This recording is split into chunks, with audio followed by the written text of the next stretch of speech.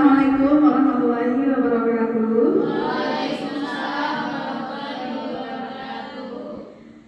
Selamat pagi ibu semua. Alhamdulillah. Kami ucapkan terima kasih kepada ibu-ibu yang telah hadir pada pagi hari ini untuk acara pengibasan pembelajaran mendalam. Karena sebelumnya kami bertiga telah mengikuti pelatihan kurang lebih sepekan mengikuti pelatihan pembelajaran mendalam ya. Tapi bukan berarti kami ini menggurui ya ibu. Kita sama-sama belajar ya, sama-sama belajar. Baiklah, untuk memulai kegiatan pada pagi hari ini, mari kita sama-sama membuka kegiatan ini dengan bacaan umum kita supaya kegiatan pada pagi hari ini dapat berjalan lancar. Al-Fatihah. Mulai ya ibu semua, meski karena tidak ada bapaknya, ibu semua hampir salah saya.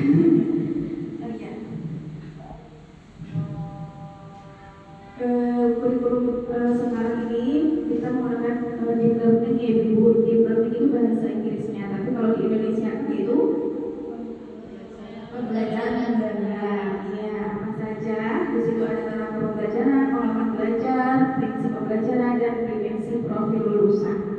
Oke, next. Kerangka kerja PM. PM itu pembelajaran mendalam ya. Ada dimensi profil lulusan, merupakan fokus profil lulusan yang akan dicapai, yaitu keimanan dan ketakwaan terhadap Tuhan Yang Maha Esa, kewarganegaraan, kreativitas, penalaran kritis, kolaborasi, kemandirian, kesehatan, dan komunitas. Ini ada berapa Bapak Ibu? Ada 8 ya. Karena sebelumnya kita itu dulu kurikulum yang sebelumnya itu ada 5 ya, ditambah lagi 3 ya, ditambah 3 jadi ada 4. Prinsip pembelajarannya merupakan dasar karakteristik PM, yaitu berkesadaran, bermakna, dan menggembirakan. Ini nanti akan dijelaskan per unitnya sendiri-sendiri. Pengalaman belajar sebagai proses yang dialami peserta didik dalam pembelajaran, yaitu memahami, mengaplikasi dan merefleksi. Kerangka pembelajaran sebagai panduan sistematis dalam menyusun desain pembelajaran, yaitu praktik pedagogis, pemitraan pembelajaran, lingkungan pembelajaran, dan pemanfaatan digital. Nah, ini tadi 8 dimensi profil lulusan yang itu tadi dulu ya. Ada keimanan, insya Allah ya, kita semuanya bagaimana kita bertakwa. Terus penalaran kritis, kewarganegaraan,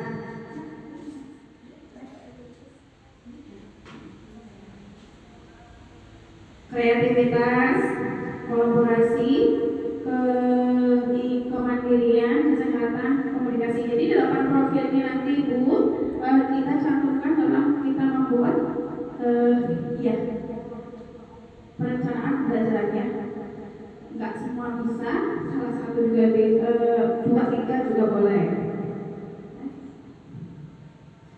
Prinsip pembelajaran mendalam yang poinnya yaitu berkesadaran ya. Jadi karakteristik prinsip berkesadaran: 1, kenyamanan murid dalam belajar, nyaman ke kelasnya ya, atau dia sedang ada masalah atau tidak. Kita sebagai guru sebelum mulai pelajaran, alangkah baiknya kita melihat kesiapan mereka dalam belajar. 3, berkesadaran dalam proses berpikir. Nah, misalnya nih Bu, di kelas kita itu muridnya ada yang masih awal nih, kita masih masuk ke dalam semua. Apa yang akan kita lakukan? SBD ya, boleh ya, SBD ya gitu, untuk menarik kesadaran mereka ya. Contohnya ini ada memberikan pertanyaan tematik. Pertanyaan tematik akan apa pelajaran yang akan dipelajari hari itu. Memastikan murid mengetahui apa yang akan dicapai dan seterusnya.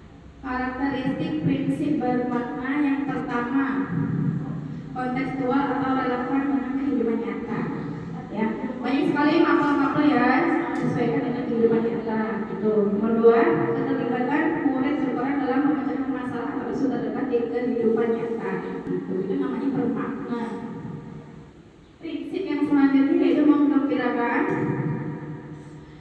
Karakteristik prinsip menggembirakan. Satu, lingkungan pembelajaran yang interaktif.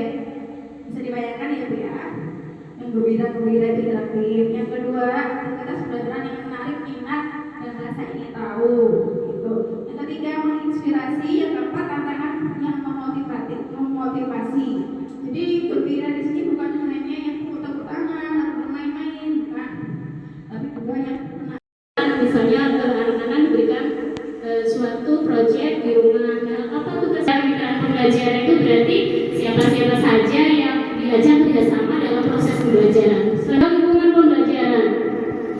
Lingkungan pembelajaran, Ibu, kita bisa belajar itu namanya tadi kan misalnya mengaitkan dengan kehidupan nyata, misalnya kayak pembelajaran IPA tuh bisa anak-anak diajak keluar, misalnya kita kan deket sawah apalagi nih ya, misalnya anak-anak diajak ke sawah itu bisa juga.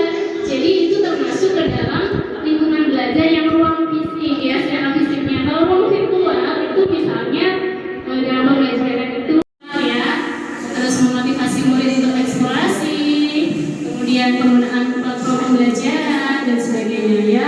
Kalau pemanfaatan lingkungan sekolah seperti lingkungan sekitar, kantin juga bisa ya digunakan untuk lingkungan pembelajaran. Misalnya kayak khususnya pembelajaran kita yang enak ya. Misalnya kita lihat di sana makanan-makanan yang kandungannya apa yang diteliti gitu bisa. Jadi itu ya belajar itu intinya suatu tempat yang digunakan bukan hanya tempat ya, ruang fisik atau ruang virtual yang digunakan untuk mendukung proses pembelajaran. Yang keempat, kerangka pembelajaran dalam lingkungan yaitu pemanfaatan digital. Lebih senang ya kalau misalnya kita ajak nonton video yang berkaitan dengan materi pembelajaran, pasti mereka akan tertarik ya. Tuh, atau misalnya lagi penggunaan kecerdasan artifisial sebagai alat untuk pembelajaran. Jadi teknologinya sudah sangat maju, kita harus memanfaatkannya. Lagi misalnya penggunaan teknologi asistif untuk murid berkebutuhan khusus. Saya di sini melanjutkan materi dari materi sebelumnya, yaitu 4 komponen minimum rancangan pembelajaran. Tahu Ibu rancangan pembelajaran itu apa? RPP. Ya, jadi dalam rancangan pembelajaran atau dalam RPP, yang pertama kita harus memenuhi 4 komponen. Yang pertama itu identifikasi, selanjutnya menentukan dimensi profil lulusan. Jadi dimensi profil lulusan itu harus ada dalam RPP. Tadi ada berapa nih dimensi profil lulusan? Ya, ada 8. Itu hanya salah satu atau salah 2 atau 3. Tidak semuanya juga tidak apa-apa. Terus selanjutnya desain pembelajaran. Desain pembelajaran ini yang pertama kita harus menentukan tujuan pembelajaran. Tujuannya itu apa? Yang mau kita bahas itu apa? Gitu. Pengalaman belajar yaitu memahami, mengaplikasi dan merefleksi. Ya, itu juga harus ada dalam rancangan pembelajaran. Selain itu juga harus ada prinsipnya, yaitu berkesadaran, bermakna, dan menggembirakan atau BBM biasanya. Biasanya disingkat BBM kalau prinsip pembelajaran, berkesadaran, bermakna, dan menggembirakan. Terus selanjutnya itu asesmen. Jadi dalam membuat RPP kita juga harus ada asesmennya. Yang pertama, misalnya mengerjakan evaluasi, mengerjakan uji kompetensi, nah itu bisa. Atau ada tugas mendeskripsikan apa, itu di kertas portofolio itu juga bisa. Jadi dalam development ini dalam satu RPP itu harus mencakup 3 asesmen. Asesmen awal, asesmen proses, dan asesmen akhir. Gitu. Baiklah Ibu sekalian, kayaknya ini sudah lemes ya. Mari kita ya, speaking ya, biar semangat. satu tujuh kebiasaan anak Indonesia yang hebat. Kita dengarkan ya.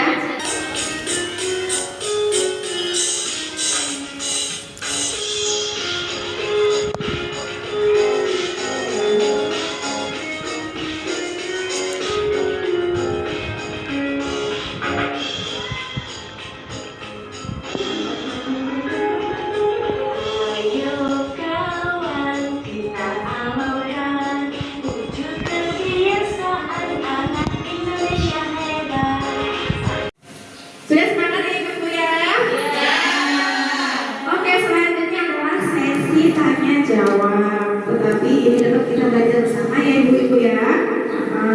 Ada yang mau bertanya siapa seputaran tadi yang telah kita sampaikan? Silakan. Iya, Bu Jana. Aku mau tanya terkait dengan 8 profil lulusan. Itu kan setiap rencanaan pembelajaran itu kita bisa memilih salah satu, salah dua, atau salah tiga dari 8 profil lulusan.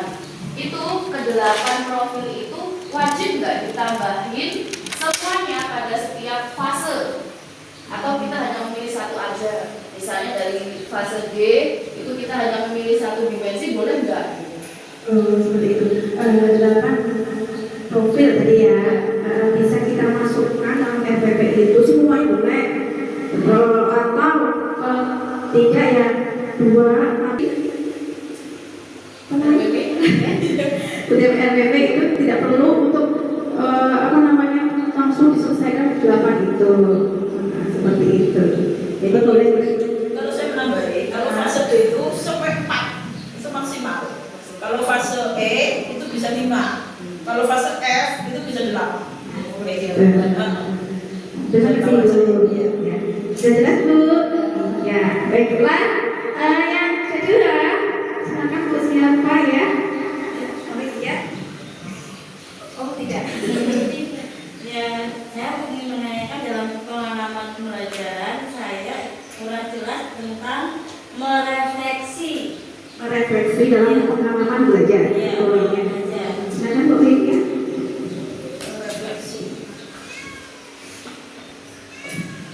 Ya baik Ibu, terima kasih atas pertanyaannya. Jadi Ibu menanyakan tentang pengalaman belajar yang merefleksi. Jadi merefleksi itu tadi kita kan mengetahui sejauh mana pembelajaran itu sudah diserap atau dipahami oleh siswa. Misalnya bisa kita lakukan dengan menanyakan kesulitan apa yang didapat siswa pada hari itu dalam memahami pembelajaran. Atau misalnya kita meminta siswa untuk memberikan ringkasan pembelajaran pada hari itu, atau bisa juga kita evaluasi diri, yaitu tadi misalnya siswa ditanya kesulitannya di bagian mana, yang sudah dipahami di bagian mana, gitu. Bisa dipahami ya Bu? Atau ada yang ingin memberikan? Cukup Bu. Oke, untuk pertanyaan selanjutnya, adakah yang mau bertanya Ibu? Ya silakan Bu. Untuk yang terakhir tadi kan yang dijelaskan sama Bu Wardah, 4 komponen minimum rancangan pembelajaran. Nah yang terakhir itu kan ada asesmen. Nah untuk di RPP itu, per RPP itu harus ada berapa asesmen sih Bu? Sedangkan satu RPP itu kan biasanya untuk nggak hanya untuk 1 kali pertemuan ya, bisa 2 atau 3 kali. Nah itu asesmennya itu gimana? Berapa asesmennya? Terima kasih. Pertanyaannya tentang asesmen, jadi kaitannya sama Bu Wardah. Silakan Bu Wardah. Oh iya, saya jawab ya Bu. Dalam satu RPP itu kan satu tujuan ya. Jadi dalam satu tujuan itu harus ada 3 asesmen. Asesmen awal, proses, dan asesmen akhir tersebut. Begitu. Dari kami cukupkan awal hingga akhir, banyak kesalahan. Saya akhiri, wassalamualaikum warahmatullahi wabarakatuh.